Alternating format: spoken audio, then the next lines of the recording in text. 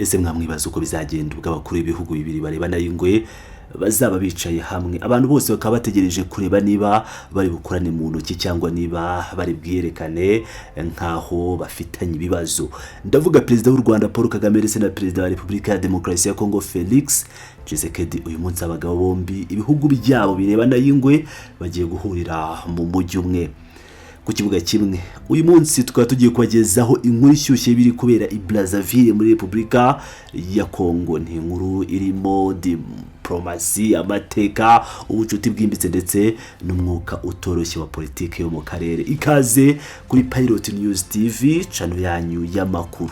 Nkaba ngusabye kubana nanjye rero ugatega amatwi kugeza ku isegonda rya nyuma kuko iyi nkuru tugiye kwicukumbura mu buryo bwimbitse cyane.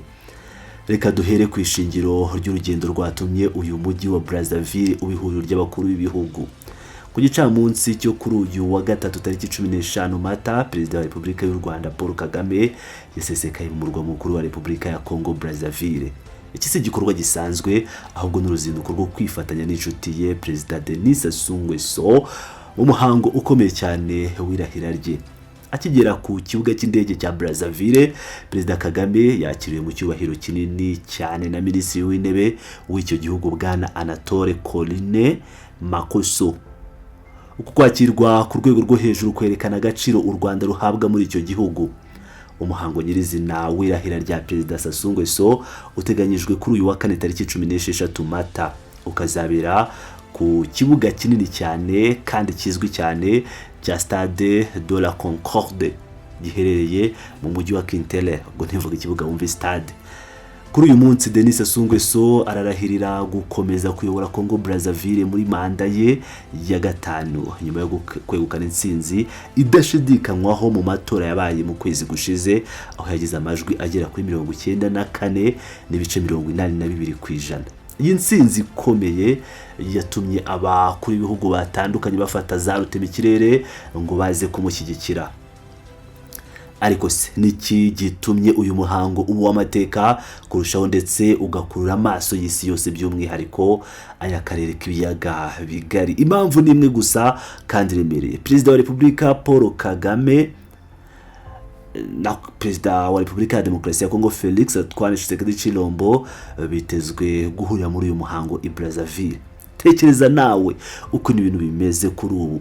Umubano hagati y'u Rwanda na Kongo ugeze harindimuka. Leta ya Kinshasa iyobowe na Tshisekedi imaze igishinja u Rwanda gutera inkunga imitwe yitwaje intwaro mu burasirazuba bw'icyo gihugu. Ibirego u Rwanda rwakunze guhakana rwivuye inyuma, runasobanura ko ikibazo cya Kongo ari ikibazo cy'imbere mu gihugu kidakwiye kugerekwa ku baturanyi. Muri ubushyamirane bwose, kwibona abaperezida bombi bagiye guhurira mu gikorwa kimwe muri metero nkeya zibahuza ni ikintu cyateye abanyamakuru n'abasesenguzi ba politike kwibaza byinshi. Ese haba hari amahirwe y'uko abayobozi babiri bahura imbona nkubone bakaganira? Ibyo twakwita inama ya face to face cyangwa se bakagirana ibiganiro by'ibanga mu muhezo. Kugeza ubu amakuru yizewe nta tangaza niba ibi biganiro bizabaho cyangwa niba bitazabaho. Nta rwego rw'ububanyi n'amahanga rwaba urw'u Rwanda cyangwa urwa Kongo rurabyemeza. Gusa turibuka twese ko mu myaka mike ishize muri Stade Kinshasa abagabo bombi bari bishimiye cyane, bari bishimye bahoberana bita umwundi umuvandimwe wanjye cyangwa my brother. Kubona uyu munsi bahura barebana ayingwe ni ikimenyetso cy'ukuntu politiki ihinduka isaha ku isaha. Kugira ngo wumve uburemere bw'uru rugendo kuri Tshisekedi, inama y'abaminisitiri muri Kongo isanzwe iterana buri wa gatanu yigijwe imbere yimurirwa kuri uyu wa gatatu kugira ngo gusa perezida Tshisekedi abone umwanya wo kwerekeza i Brazzaville. Ibi byerekana ko atari urugendo rworoshye cyangwa rwo gusa kujya kurahira cyangwa irahira, ahubwo rushobora kuba rurimo na diplomasi ikomeye y'akarere idashyirwa ku mugaragaro. Ngira ngo murabizi ko akenshi perezida Paul Kagame ahantu ari bujye yaba mwirahira ry'umukuru w'igihugu runaka Tshisekedi atajyayo cyangwa aho Tshisekedi agiye akenshi perezida Paul Kagame ntajyayo. Bose baba babizi, amakuru aba hari ko buri wese azitabira iryo rahira. Reka noneho tugaruke ku mubano w'u Rwanda na Congo Brazzaville kuko niwo muzi w'uruzinduko rwa Perezida Kagame. Ubwo byatangazwaga ko Sassou Nguesso yatsinze amatora mu kwezi gushize, Perezida Kagame ntiyazuyaje, yabaye mu bambere bohereje ubutumwa bwo kumushyigikira cyangwa kumushimira no kumwifuriza ishya n'ihirwe. Mu magambo ye Perezida Kagame yagize ati u Rwanda rwishimiye cyane ireme ry'umubano mwiza dufitanye ndetse no gukomeza ubufatanye bwa hafi bigamije gushyira mu bikorwa ibyihutirwa dusangiye no guteza imbere imibereho myiza n'iterambere by'abaturage bacu. Aya si amagambo asanzwe ya politiki, ni amagambo ashingiye ku bikorwa bifatika kuko ibihugu byombi bimaze igihe byubaka iteme ry'ubufatanye rikomeye cyane. Kugira ngo musobanukirwe neza aho ubu bushuti buva, reka dusubire inyuma gato mu mateka y'iyi myaka ya vuba. U Rwanda na Congo Brazzaville bafitanye umubano ukomeye mu bya diplomasi na politiki. Ndababwira ko guhera mu kwezi kwa Kanama mu mwaka wa 2016 u Rwanda rwafunguye ku mugaragaro ambasade yarwo mu murwa mukuru Brazzaville. Iki cyabaye ikimenyetso kigaragara cyo kwiyemeza gukorana bya hafi. Ariko ubufatanye ntibwatangiye muri 2016. Tugarutse inyuma gato mu mwaka wa 2021 ibihugu byombi byari byaragize amasezerano y'ubuhahirane akomeye cyane. Ayo masezerano ntiyari mu rwego rumwe gusa, ahubwo yarakubiyemo ingendo zo mu kirere, guteza imbere ubukerarugendo bwa buri munsi, guteza imbere urwego rw'ingufu, gukorana mu rwego rw'umutekano n'ubutabera, kubungabunga ibidukikije ndetse n'uburobyi. Kugira ngo aya masezerano ashyirwe mu bikorwa, sosiyete nyarwanda y'ubwikorezi bwo mu kirere Rwanda yahise itangira gukora ingendo zihuza umujyi wa Kigali n'umurwa mukuru Brazzaville guhera muri uwo mwaka wa 2011. Ibintu byoroheje cyane ubucuruzi n'imigenderanire y'abaturage b'ibihugu byombi. Uyu mubano kandi wakomeje gushinga imizi ndetse uza gufata indi ntera mu gushyinga umwaka wa 2021. Icyo gihe hahujwe imbaraga, hasinywa andi masezerano y'ubutwererane akomeye cyane. Muri ayo masezerano ubufatanye mu bya gisirikare, ubufatanye mu kuzamura imyigire n'imyigishirize muri za kaminuza kugira ngo urubyiruko rw'ibihugu byombi rubone iterambere rirambye no gukomeza kubungabunga ibidukikije.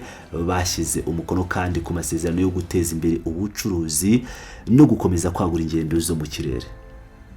Aya masezerano y'amateka yashyizweho umukono n'uwari Minisitiri w'Ububanyi n'Amahanga n'Ubutwererane w'u Rwanda icyo gihe, Dr Vincent Biruta ku ruhande rw'u Rwanda, ndetse na Denis Christel Sassou Nguesso wari Minisitiri w'Ububanyi n'Amahanga no guteza imbere ubufatanye hagati ya leta n'abikorera muri Congo Brazzaville. Ibi byerekana ko imikoranire itagizwe n'amagambo gusa, ahubwo n'inyandiko zemejwe n'amategeko.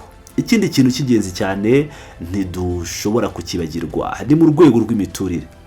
Buri ibihugu byombi byiyemeje no gukorana mu kubaka imijyi igezweho. Ni muri urwo rwego ikigo cy'igihugu cy'imiturire mu Rwanda kizwi nka RHA, Rwanda Housing Authority, cyagiranye amasezerano n'ikigo cyo muri Congo Brazzaville cyitwa Supreme. Aya masezerano yashyizweho umukono tariki ya 24 Ugushyingo 2021.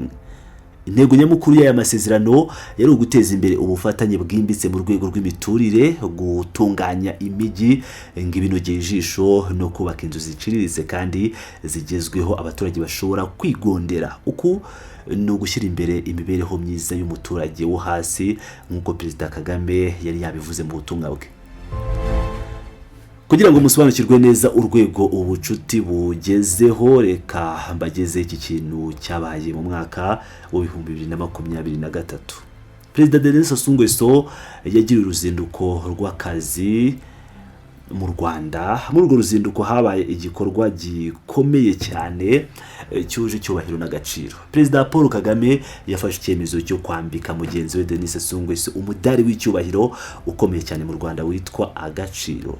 Uyu mudari uhabwa abantu bakoze ibikorwa by'indashyikirwa. Perezida Kagame yamushimiraga umuhate budacogora mu guhanira iterambere rya Afurika ndetse n'uruhare rwe mu gushaka amahoro mu karere.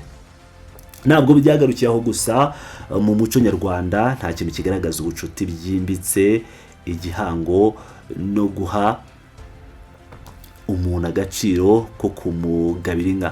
Nibyo bintu ni ukuvuga ngo nta kintu kiruta ibyo bintu mu kugaragaza ubucuti bwimbitse n'igihango nko guha umuntu agaciro ukamugabira inka. Perezida Kagame yagabiye inka Perezida Sassou Nguesso, ikimenyetso ndakuka cy'uko umubano wabo urenze kuba uwa diplomasi isanzwe ahubwo wabaye uw'abavandimwe bahuje intumbero.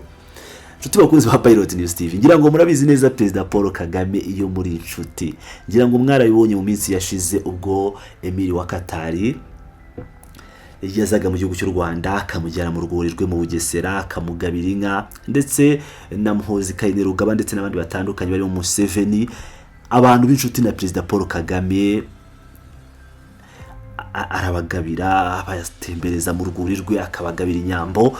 Ni ibintu bimaze kumenyerwa, usibye ko ari n'umuco nyarwanda. Noneho Perezida Paul Kagame we tumaze kumenyera ko iyo muri inshuti, iyo ubucuti bw'ibihugu byombi abuha agaciro. Iyo Kagame ashaka kwereka umuntu agaciro amuhaye, aramutembereza mu rwuri rwe akamugabira inka, yaba mu Bugesera yaba i Rwamagana kuri Muhazi akakugabira inyambo, ubundi ubucuti bugasagamba. Muri make inshuti bavandimwe rero, uku guhurira i Brazzaville ntabwo ari ibintu byikoze cyangwa byikora. Ku ruhande rumwe Perezida Kagame aje gushyigikira umuvandimwe we n'inshuti magara y'u Rwanda ashingiye ku masezerano y'ubufatanye bimaze imyaka irenga 10 byubakwa. Ku rundi ruhande uruzinduko rwabaye isibaniro rya politike y'akarere bitewe n'uko Perezida Felix Tshisekedi ufite ibibazo n'u Rwanda kwa kundi twabisobanuye nawe yisutse muri uyu muhango. Ese Brazzaville yabigiye kuba intangiro y'ibiganiro bishya?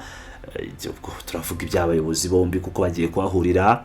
Akenshi abayobozi bahuriye ahantu hari igihe bagira ibyo baganira, bakabaganira inyuma y'amarido nk'uko benshi bakomeje kubyibaza cyangwa barakomeza kwirengagizanya nk'aho batanabonanye. Ibi nibyo byatumye amaso ya diplomasi yose ku mugabane wa Afrika ndetse n'isi yose ahanzwe uyu mujyi wa Brazzaville kuri wa kane. Ndakomeza rero kugenda mbakurikiranira iby'uruzinduko rwa Perezida Paul Kagame ndetse na Tshisekedi i Brazzaville, aho ku munsi w'ejo ndaza kugenda nkurikirana akantu ku kandi, niba bari buhure bagasuhuzanya, niba bari bwirengagizanye. Ngira ngo murabizi akenshi umuperezida wahageze mbere iyo yicaye uje arabanza agatembera muhara akabasuhuza. Iyo sura ifite igisobanuye. Iyo sura muri diplomasi ubundi urayisoma. Ariko ndaza kubagezaho ibintu byose ku munsi w'ejo. Irahira rya Denis Sassou Nguesso riraza kuduhishura byinshi ku biri imbere.